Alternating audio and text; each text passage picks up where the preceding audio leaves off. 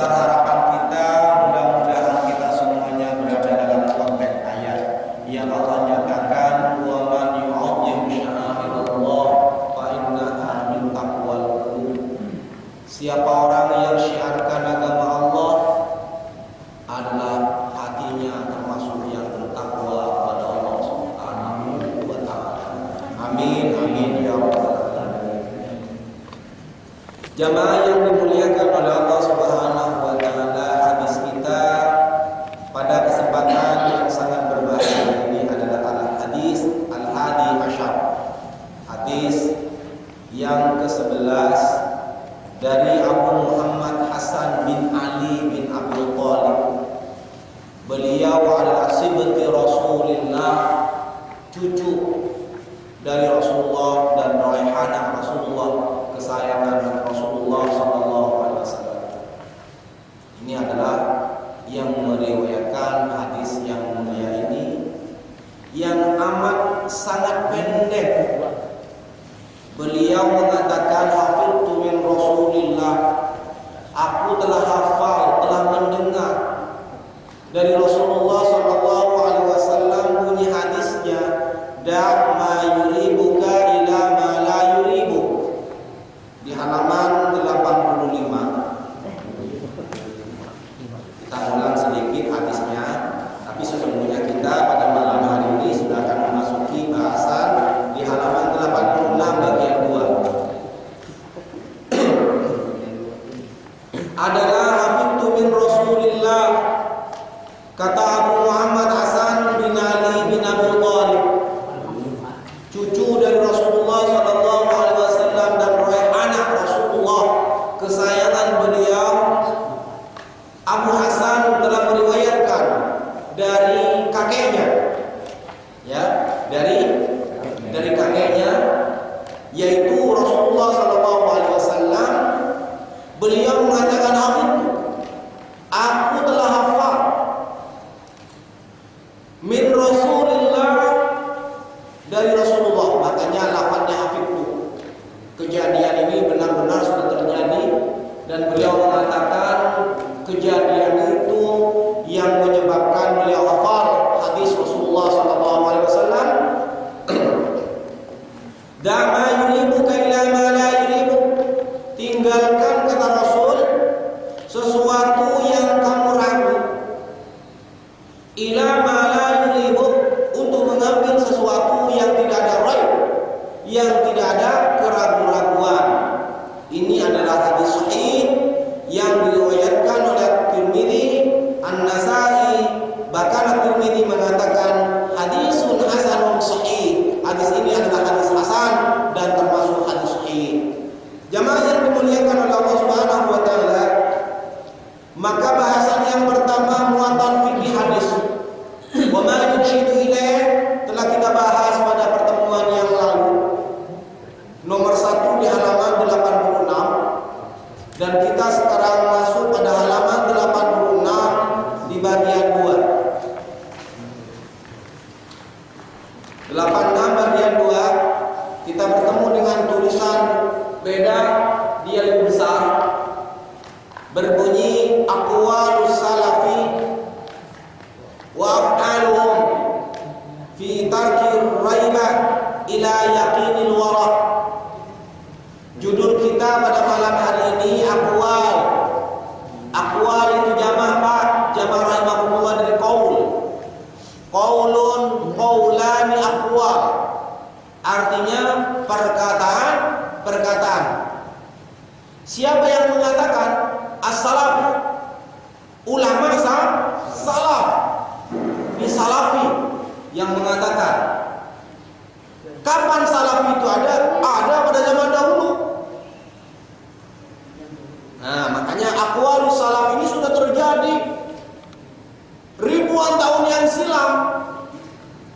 Walaupun sekarang kita kenal ada jamaah yang mengatasnamakan kelompok salafi, boleh-boleh saja nama, tetapi tidak kemudian menjamin bahwa mereka orang salaf. Enggak, mereka adalah orang khalaf, orang belakangan.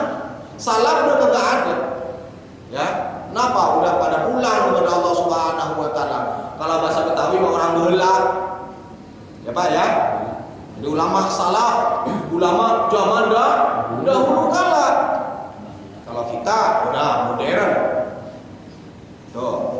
Ini aqwalus salaf, perkataan murni orang-orang salaf. Wa af'aluhum, dan manuver sepak terjangnya, perbuatannya af'al. Di dalam apa?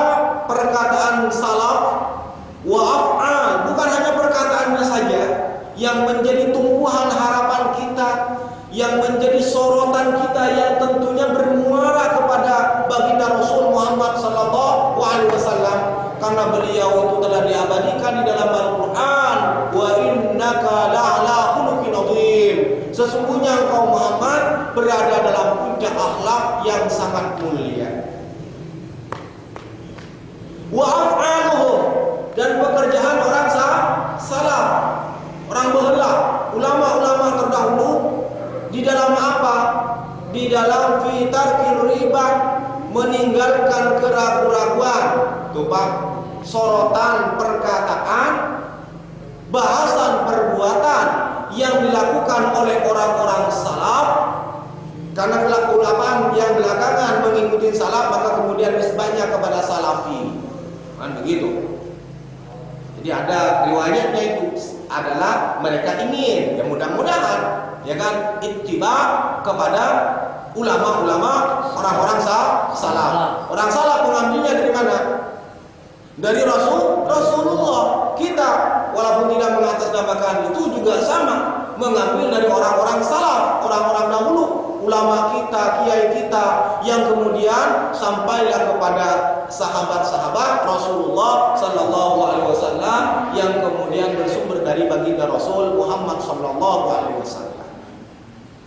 Untuk mengukur semuanya itu, siapa yang akan mengukur dan apa ukurannya? Susah. Kenapa? Semuanya adalah berangkat dari ilmu dhon, prasangka. Jamaah yang dimuliakan oleh Allah Subhanahu wa taala, kita masuk kemudian fitarkir riba, meninggalkan ragu-raguan, ila yakinil wara, untuk mengambil keyakinan yang wara, pakai ain, wara, bukan wara'a. Kalau wara'a itu belakang, wara hati-hati, wara. Wali salafina as-salih aqwalun wa af'alun wadihatun fil iltizamil halalil mahdi wal bu'di 'anil syubuhat wa tahalli bil wara. Famin aqwalihim, ini soratan kita jamaah rahimakumullah, untuk mengetahui sejauh mana kehebatan ulama-ulama salaf. Dulu Pak, jangankan di era Imam Syafi'i radhiyallahu anhu, itu adalah sekitar tahun 150 Masehi. 150 Hijriah. Sekarang 1435 Hijriah. Era Syafi'i, beliau lahir tahun 150 di jalur Gaza, Palestina. Itu adalah bagian komponen orang-orang salaf, ya, yang kemudian ajarannya yang bermadhab dengan Asy-Syafi'i sampai sekarang tentunya menjadi khazanah kekayaan daripada muttabi, pengikut setia ajaran ataupun fatwa-fatwa hukum-hukum syariat, yang tentunya Asy-Syafi'i juga mengambil dari Rasulullah sallallahu alaihi wasallam. Maka li salafina salih, bagi salaf yang saleh, mereka aqwalun wa af'alun wadihatun, mereka memiliki perkataan wa af'alun, dan perbuatan wadihatun yang jelas di dalam melaksanakan hukum-hukum halal yang mahd, dan kecenderungan mereka an-syubhat al-bu'd wal bu'd an-syubhat, meninggalkan masalah-masalah syubhat. Kita nggak usah berbicara di zaman itu terlalu lampau, terlalu jauh.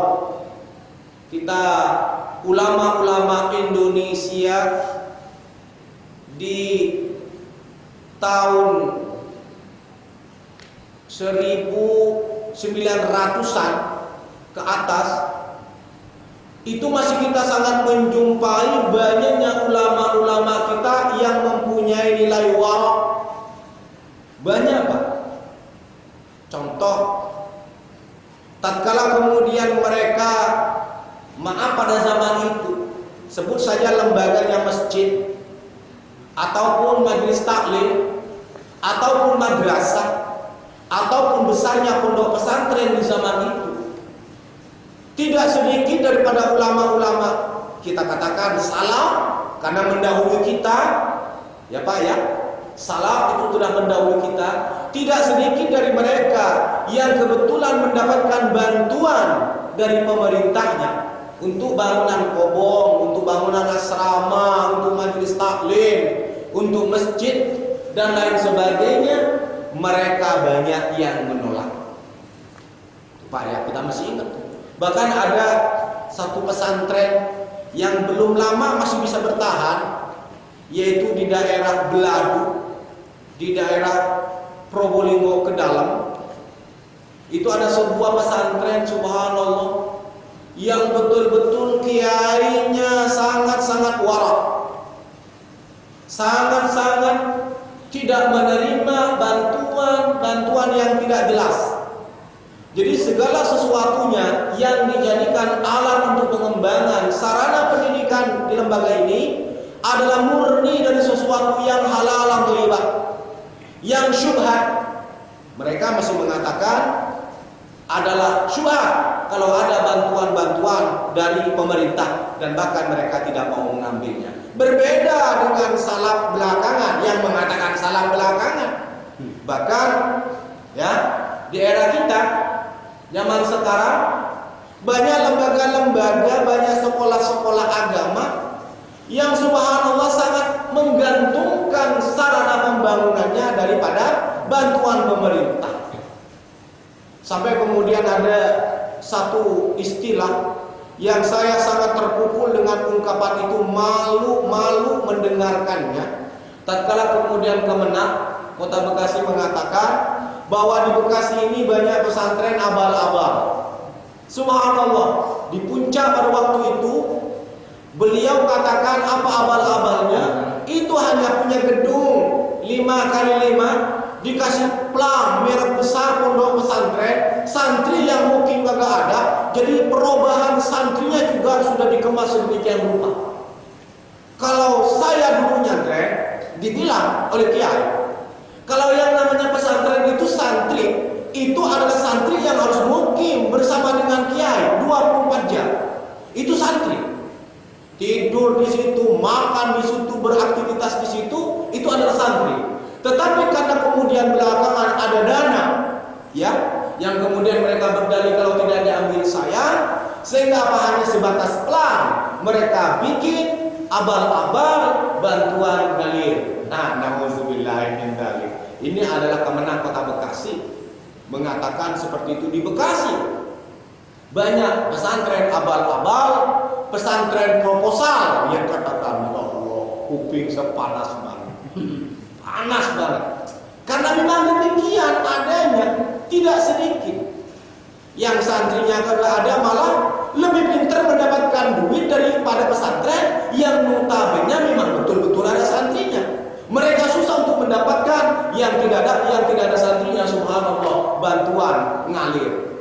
Di kita ada sebuah pesantren, kita tidak sebut namanya, yang kemudian dapat bantuan langsung dari depan pusat 1 miliar. Subhanallah, di Bekasi ini. Sampai kemudian kan depannya tidak tahu berita-berita itu. Kenapa? Karena memang channel dari pimpinan ini adalah level atas. Uangnya nyangkut di situ. Lama-kelamaan terusut dan terungkap dana itu adalah bocoran dari Bulog Gate waktu itu. Ya Allah Rabbi. Nah, lah sekarang gimana umat dengan salaf dulu?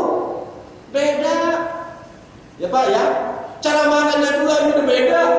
Yang dulu paling kuat untuk tidak tidur sahirul layali, sekarang Ya Allah, kita paling kuat tidur. Udahlah, nggak usah neko-neko, memang udah zamannya. Nggak usah ekstrim banget, datar-datar saja deh. Ya Pak ya, untuk menyikapi salah yang kemudian aqwalun wa af'alun wadihah, mereka al-bu'du an syubhat. Yang syubhat ditinggalkan. Kalau sekarang udah jelas-jelas bantuan, kalau dapat bantuan 50-50, 40-60% disabet. Kemudian mengatakan sebuah idealisme yang ini, nggak usah deh, nggak usah munafik jadi manusia, ya, nggak usah munafik.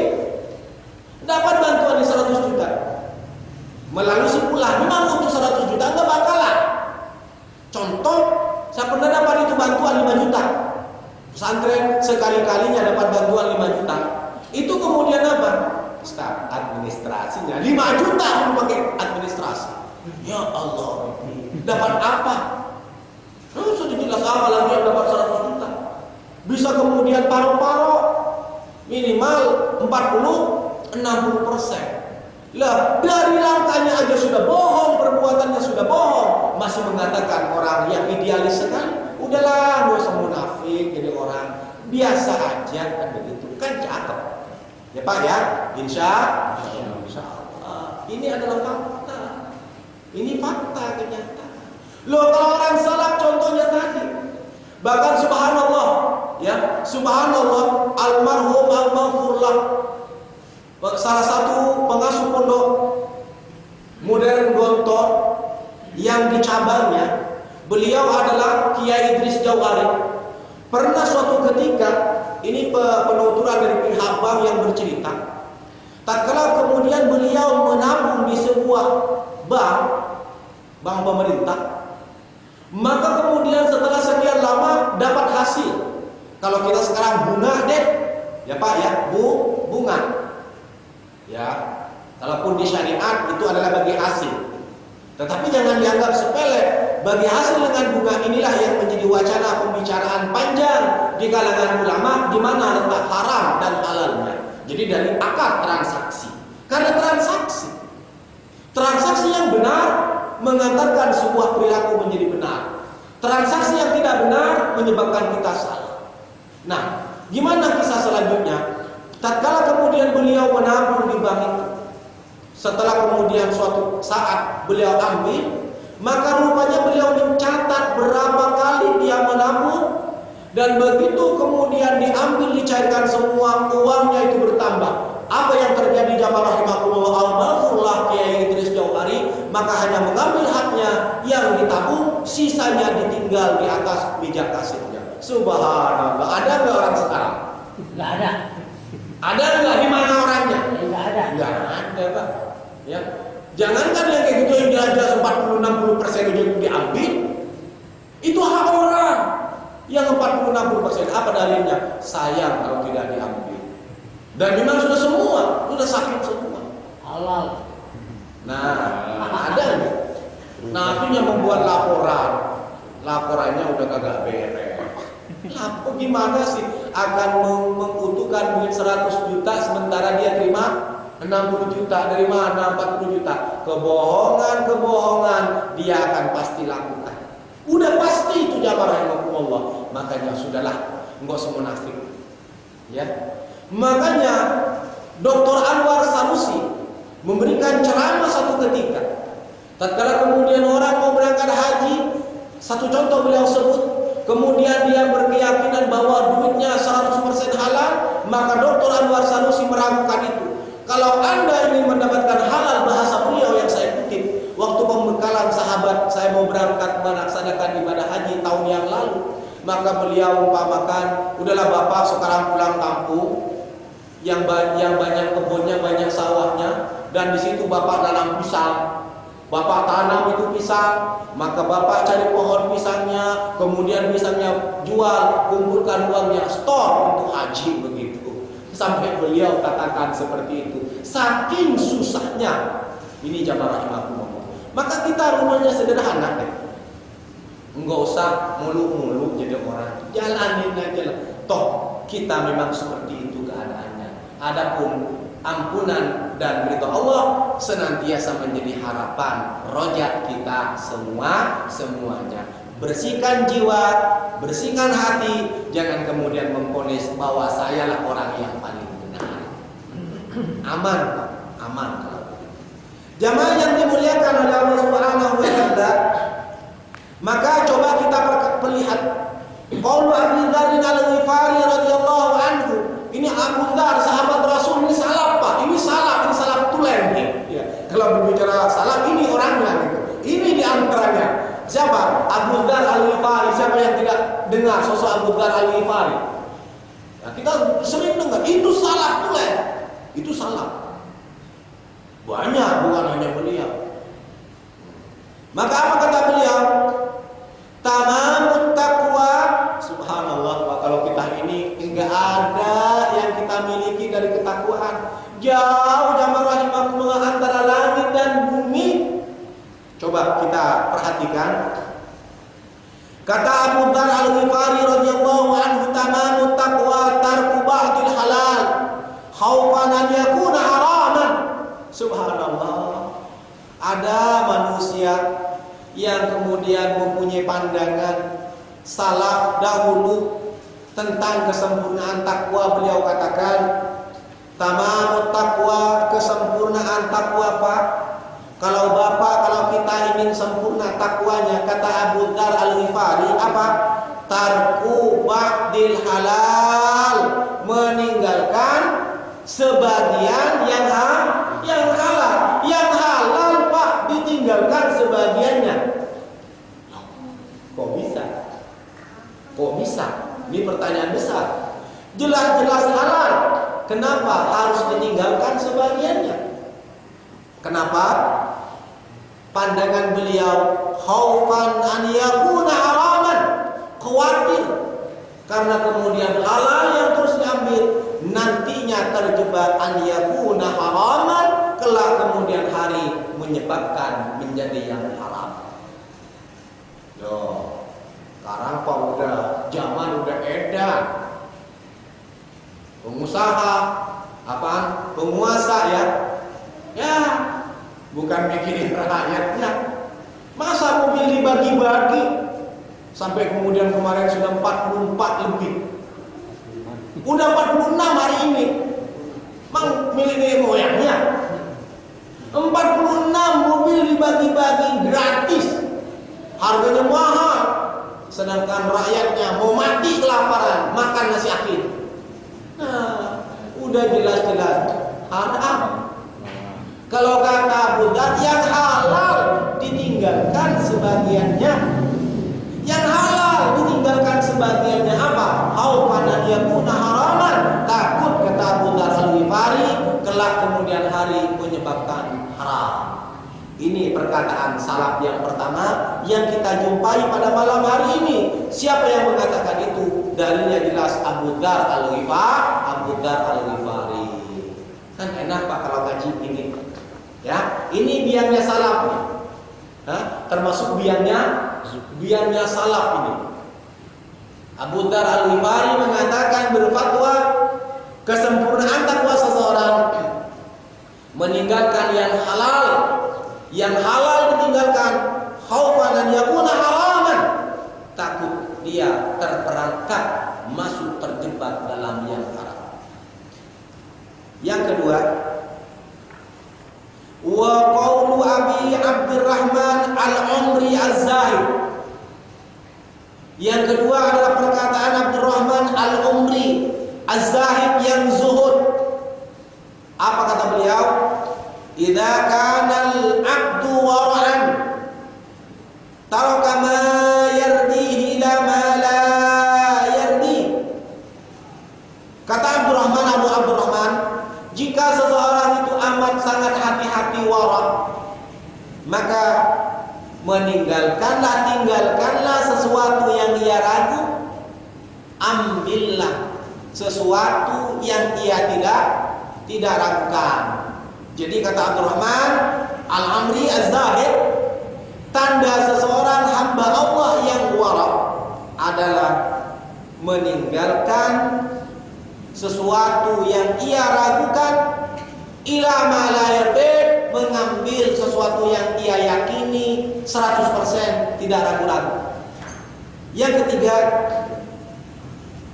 wa qaulul Fudail yaz'amun nasu anna al-war'a syadidun wa ma warada alayya amrani illa akhadtu bi ashaddihima fada' ma yuribuka ila ma la yuribuk.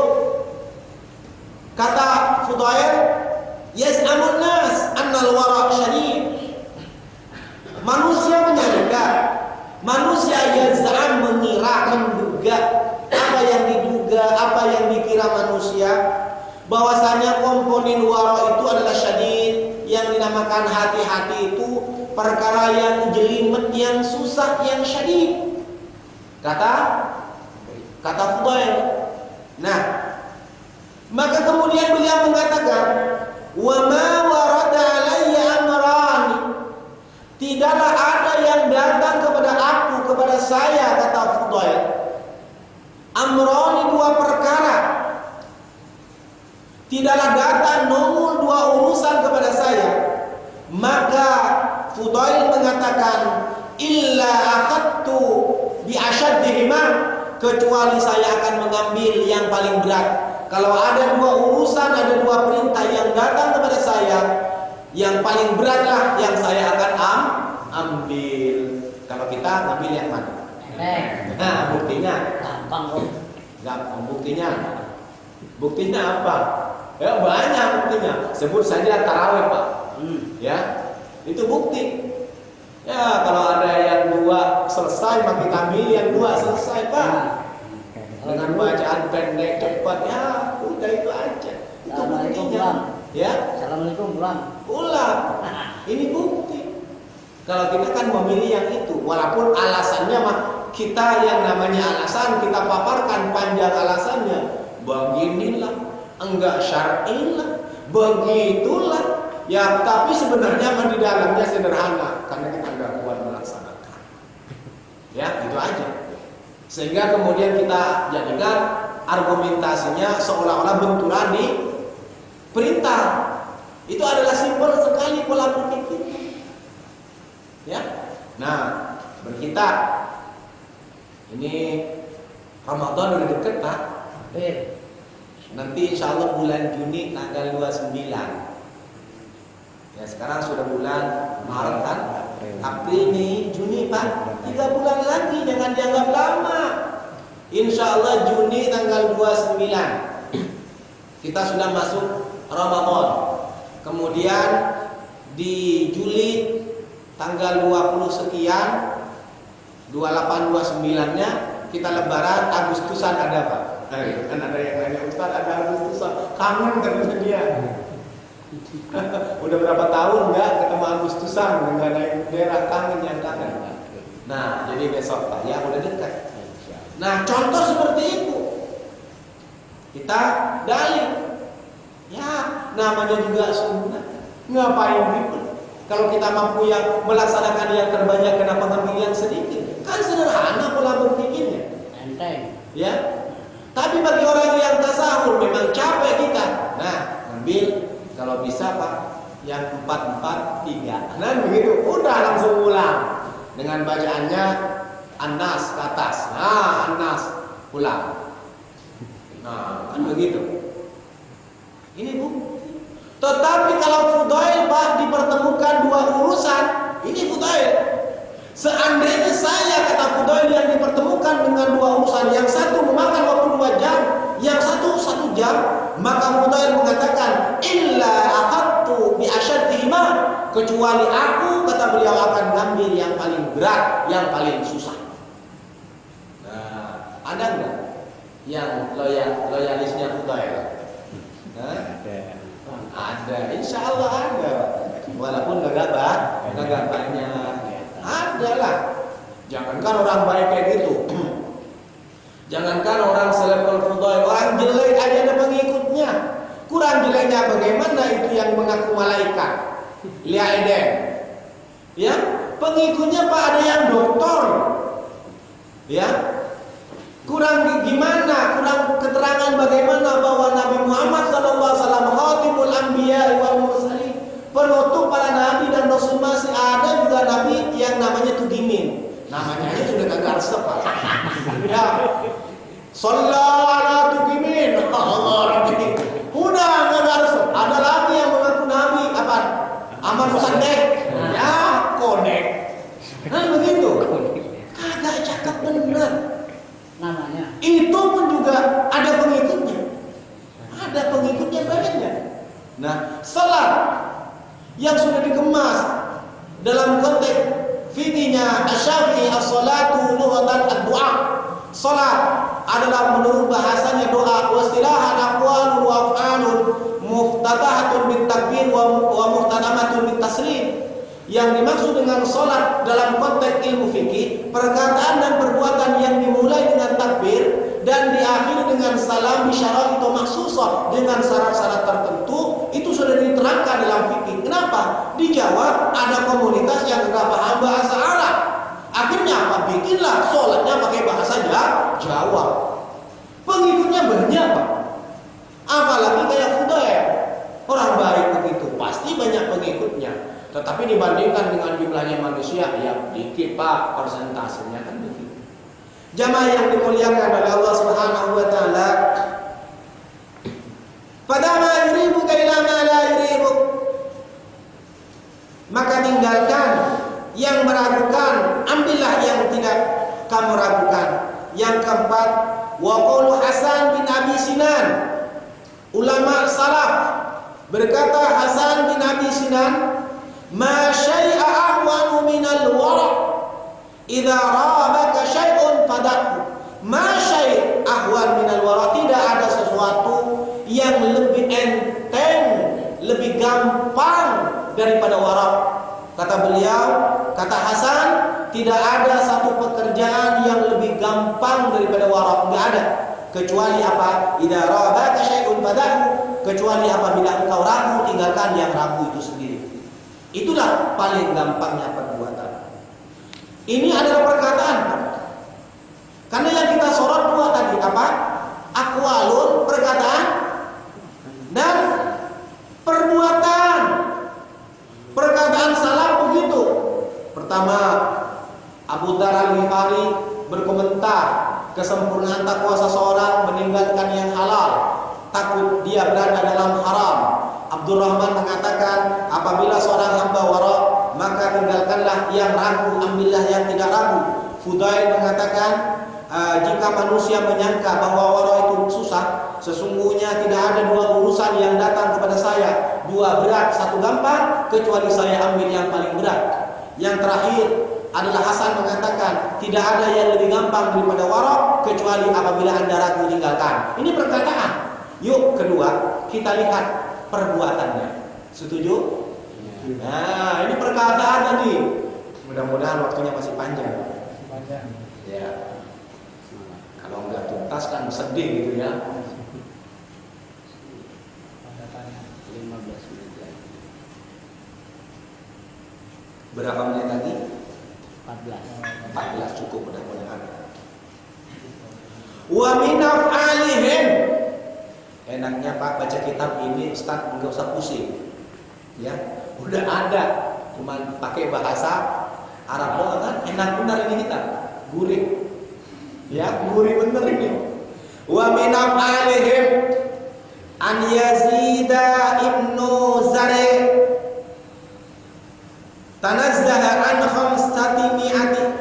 khamsimi'ati alfin min miratin falam ya'khudhu wa kana abuhu yalil a'mal salatin wa kana Yazid ya'malu al-haus wa yataqawwatu minhu ila an mata rahimahullah ta'ala. Yang pertama. Yang kedua, wa kana al-Mas'ur bin Mukhrimah qad bada'a ta'aman katsiran fara'a sa'atan fil kharif fakariha faqala ala awani karitu ma yanfa'ul muslimin fa'ala an la yarbaha fihi syai'an fa akhbara bidzalika Umar bin Khattab radhiyallahu anhu faqala lahu Umar jazakallahu khaira. Dan dikatakan li Ibni Adham, ala tashrab min ma'i Zamzam, minum air Zamzam. Pak, kudu bermasalah. Subhanallah, ini perbuatan salaf terdahulu yang akan kita coba menelusuri perbuatan-perbuatan mereka. Pertama adalah Yazid bin Zaid, nama tokoh salaf, namanya Yazid bin Zaid. Tanazzaha an 500 alfin min mirasin. Beliau tanazzaha, menghindar, menolak, coba ya, ada Pak, menolak 500.000 min mirasin, daripada warisan. Jadi warisan yang ditinggalkan kemudian berjumlah 500.000, falam ya'khudhu, 500.000 uang Arab ini, rial ya, rial atau dirham pada waktu itu. Wallahu a'lam, saya tidak mendapatkan keterangan di sini apakah uang yang dipergunakan dirham ataupun rial, tapi adalah bukan uang kita. Adalah beliau tanazza'a an 500 alfin min miratin falam ya'khudhu. Beliau menolak untuk menerima warisan yang ditinggalkan. Warisan itu peninggalan ayahandanya tercinta. Ada Pak, orang tua meninggal, waris, kemudian ditolak, dia tidak mau. Yang banyak Pak, saya berapa tahun yang lalu pernah nyalatkan jenazah di daerah Cikunir ke sana. Itu Pak, jenazah sebelum kita antar ke makam, di belakang sudah ribut rebutan warisan. Itu banyak. Dan di kita, Masya Allah, dari ujung kulon sampai ujung mana juga banyak yang bermasalah tentang warisan. Bahkan ada yang kemudian nekat karena dirinya merasa abang, adik-adiknya diatur oleh abangnya tanpa harus menggunakan ilmu yang mengatur tentang warisan, ilmu yang mengatur tentang warisan. Si fulan meninggal dunia dan meninggalkan seorang istri. Harta yang ditinggalkan adalah sebuah rumah di Bintaro dengan nilai jual aset 3 miliar. Meninggalkan seorang istri dan 2 anak, 1 perempuan dan 1 laki-laki, dan punya hutang sekian. Berapa warisnya dihitung Pak? Kan begitu. Itu ilmunya ilmu faraid Pak. Sekarang ilmu faraid siapa yang belajar? Di mana orang? Ada enggak orang yang belajar betul ilmu faraid sekarang? Hukum sekarang sudah diaduk sehingga apa? Hukumnya tentang harta itu banyak yang diterapkan, hukum ridho birridho, ya, musyawarah, walaupun keluar pembagiannya dari ilmu faraid. Nah, ini akhir zaman, ilmu-ilmu itu sudah mulai tidak diminati, kagak disenangi. Yang paling gampang sekarang ilmu paling diambil Pak, ilmu kompu. Anak-anak kita, ya Allah, contoh saya sendiri, punya anak pertama, suruh belajar bahasa Arab, belajar tafsir, belajar hadis. Enggak, saya enggak mau jadi ustaz begitu. Ya Allah, segitu benar. Enggak bisa maksa kita Pak. Ya, paksa mana enggak mau belajar. Sampai kemudian sebelum kiainya meninggal saya dipanggil. Ini memang anak ini rada beda, tapi kemudian didoakan mudah-mudahan akan membawa manfaat. Begitu doa kiai. Tidak lama kemudian kiai meninggal. Nah, cuman benar pas sekarang kalau dia getol kali, kalau jadi akan diutus belajar di Jepang. Mungkin karena benar naik dewa bawala. Ya, sekarang lagi di Jogja lagi ngurus berkas-berkasnya. Kayaknya sih dia bilang dia mau dapat beasiswa dari Unicom, terpilih dalam pembuatan film Pak. Subhanallah. Saya nggak senang sebenarnya, tapi gimana orang tua? Ya mudah-mudahan filmnya yang Islami, animasi dia bikin. Ya Allah, dan itu terpilih dan akan dipromosikan untuk melanjutkan beasiswa ke Jepang. Ya Allah, bisa pinginnya anak, pingin orang tua baca kitab, Ya kan? Benar. Baca hadis, enggak mau yang dibaca kalau udah pulang udah semangat nongkrong. Saya sampai usap mukanya, nah kamu mau begitu? Sedih banget orang tua. Tapi yang namanya orang tua udah begitu, nggak bisa ditinju anak lawan udah. Syariat udah dilakukan, udah bener kan pilihannya dari lulus SD masuk pesantren. Di pesantren yang dibenerin komputer. Lah apa boleh dikata? Nah kita hanya manusia biasa. Jamaah yang dimuliakan oleh Allah, kita tinggalkan itu ilmu faraid boleh ditinggalkan sehingga manusia dalam penjalanan pembagian harta yang ditinggalkan sudah tidak banyak berlandaskan kepada Al-Quran dan Sunnah Rasulullah SAW. Unsurnya ridha billah. Wa kana abuhu, dan ayahnya adalah kenapa? Apa yang menyebabkan Yazid bin Zari', ayahnya bernama Zari', kenapa Yazid enggan mengambil warisan yang ditinggalkan ayahnya? Bukan serta-merta Yazid tanpa alasan, adalah keterangannya wa kana abuhu yalil amal lisalatin, dan ayahnya adalah menjadi karyawan, menjadi pegawai di lingkungan istana. Jadi si bapak Zari, anaknya itu Yazid, Pak Zari ini adalah menjadi karyawan tetap, menjadi karyawan kerajaan Salatin. Sedangkan Yazid profesinya apa? Subhanallah. Ini enggak, kalau kita bukan kena melihat dan membaca track record salaf, enggak masuk otak kita, Pak. Apa coba? Wa kana Yazid yamanul haus. Dan Yazid pekerjaan sehari-harinya adalah menjual batang kurma. Ayahnya kaya raya, tidak minta fasilitas. Kalau sekarang kita jadi pejabat semuanya Pak direkom. Ini adalah apa dia istilahnya? Nota apalah? Surat sakti dan lain-lain sebagainya. Tolong jadikan ini pegawai, tolong jadikan ini pegawai. Tetapi Yazid tidak mau mengikuti pekerjaan yang dilakukan oleh ayahnya Zizari yang menjadi adalah pegawai istana. Sedangkan Yazid pekerjaannya adalah ya'manul haus, dia bekerja menjual dan mengumpulkan dahapan pelepah kurma untuk dijual. Wa yatafawwatu minhu, dan beliau menghabisi waktunya hanya seperti itu sampai ila an-mata rahimahullah, sampai kemudian Yazid meninggal dunia. Jadi hidupnya sudah boleh dipastikan kagak kaya, Pak. Gimana sih kayanya? Zaman waktu itu tidak ada gergaji mesin, ya kan? Kemudian yang diambil pelepah kurma, berapa sih duitnya?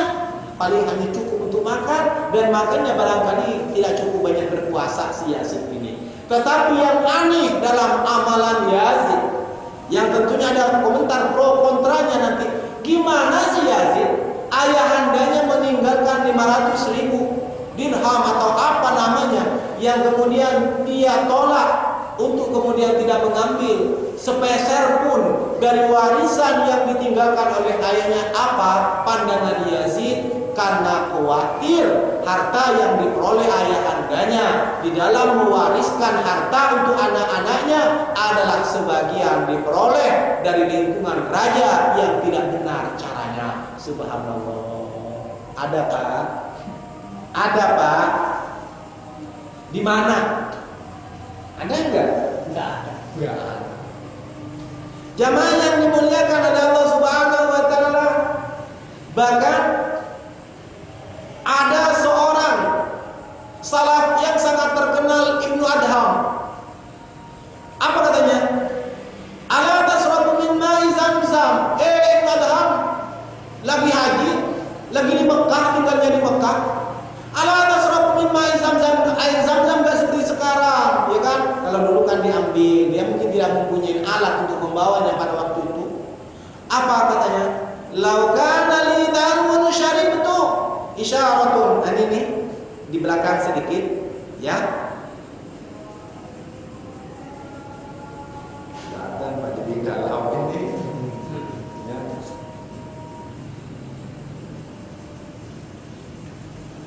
Ibnu Adham ditanya, Ibnu Adham, ini perbuatan yang kita sorot, perbuatan. Apakah Anda tidak mau minum air Zam-Zam? Kita kan datang ke Arab, itu air Zam-Zam Pak,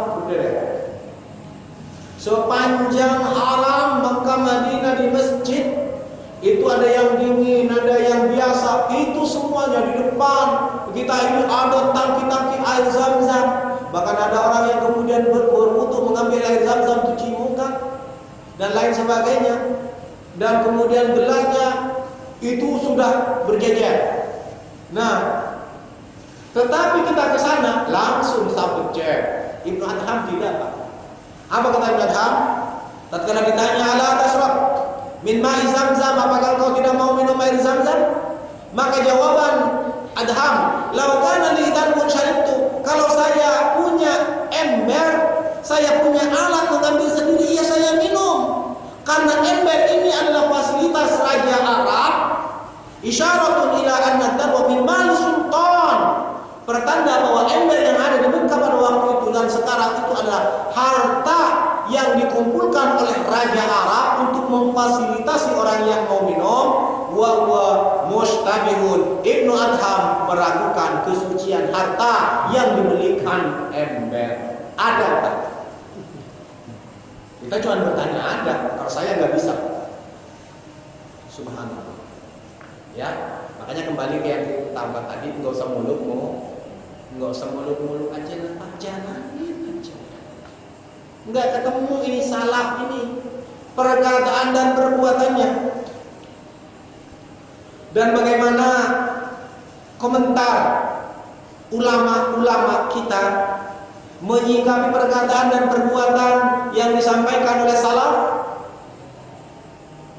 Untuk mengetahui jawabannya dari pertanyaan bagaimana, untuk mengetahui fatwa, bagaimana kata ulama tentang perkataan Abu Dzar Al-Ghifari, bagaimana perkataan seorang manuver yang dilakukan Yazid yang menolak harta warisan Zarif, dan bagaimana Ibnu Adham yang tidak mau minum air Zam-Zam karena kemudian embernya bukan dia boleh beli sendiri, tetapi itu adalah isyarah, pertanda, adalah fasilitas kerajaan. Pastikan untuk mengetahui jawaban indah ini, hanya kitab ini yang akan menjawab, Pak. Hanya kitab Al-Wafi yang akan menjawab hadir kembali pada pertemuan berikutnya setelah tafsir. Jadi kita sekarang biar langsung imbang, Pak, ya, kita langsung potong. Kalau kemarin Al-Wafi 2 kali, ada yang minta jamaah terlalu lama Ustaz tafsirnya, maka sekarang selang sedih tafsir, kemudian Wafi, tafsir Wafi, begitu ketemu, sehingga sudah enak. Saya juga membawanya enak. Oh, kemarin kajian hadis, sekarang bawa tafsir, dan begitu, nggak nunggu-nunggu lagi. Nah begitu, insya Allah. Inilah kaji kita pada malam hari ini, untuk hanya mengetahui perkataan dan perbuatan salaf. Dan selanjutnya terserah kita bagaimana kita bisa memposisikan diri kita, di mana kita, ya artinya tidak mungkin kita mengambil semuanya itu, tetapi jangan sampai ditinggalkan semuanya sebisanya, insya Allah. Allahumma alimna ilman yanfa'una wanfa'na bima 'allamtana innaka antal alimul hakim. Allahumma inna na'udzubika min 'ilmin la yanfa', min qalbin la yakhsha, wa min du'ain la yusma', wa min nafsin la tashba, innaka ala kulli syai'in qadir. Walhamdulillahi rabbil alamin. Subhanakallahumma rabbi wa bihamdika la ilaha illa anta astaghfiruka wa atubu ilaik. Assalamualaikum warahmatullahi wabarakatuh.